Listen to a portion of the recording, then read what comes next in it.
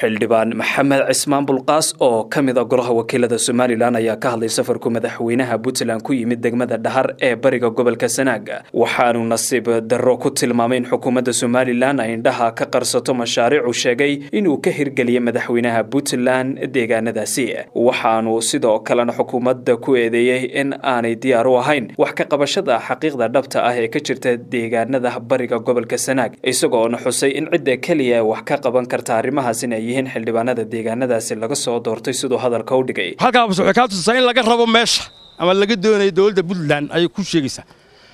waxyaalaha aanu indhaha ka qarsanayno haddii reer Soomaaliland nahay kuwaas ka mid ah oo aanu sheegin anagu xildhibaanada laga soo doortay deegaankaas aan ahay anigu gulwada miihi nacamleeyo oo iska yiraahdo meel walba waan joognaa sida ragga qaarkii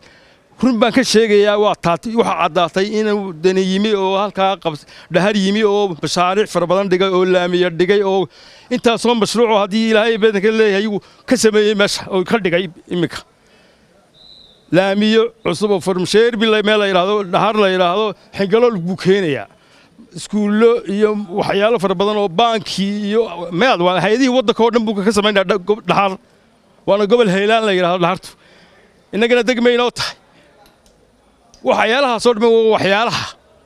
dhulka laga qabsanay marka ka qarsato waxaan ku hadlaynaa xoolo wabal deegaankayga noo dira annaga xildhibaanadii annaga wax ka qaban karaa awood ma laha inay xagga eegto xukuumaddan ku tirsanaa dhulka xagga waa ka soo yara magaranaysa dhinaca kale xildhibaan maxamed cismaan bulqaas waxa uu ka hadlay madax dhaqameedkii ka soo jeeda bariga gobolka Sanaag ee kulanka la qaatay madaxweynaha isagoo oo sheegay in xukuumaddu wafdigaasi ku dawaqisay casuumado balse aanay kala hadlin arrimaha Sanaag bari sidoo kalena kharashaadkii la siiyay madax dhaqameedkaasi ay kaga dhamaatay hoteeladii ay deganayeen ayuu yaaray xoogaa halkan yar wafdi ah oo ayaama qadooyin lagu dawaqiyay halkan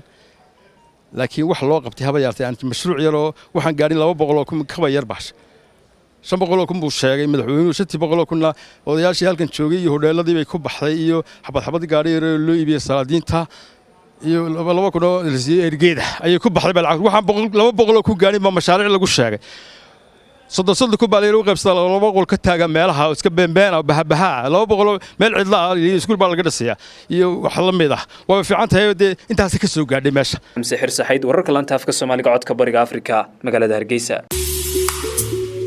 si aad joogto ugu hesho wararka iyo barnaamijyada telefishinka codka bariga Afrika fadlan iska diiwaan geli channelka YouTube-ka ama dooro bogagga baraha bulshada ee Facebook iyo Twitter-ka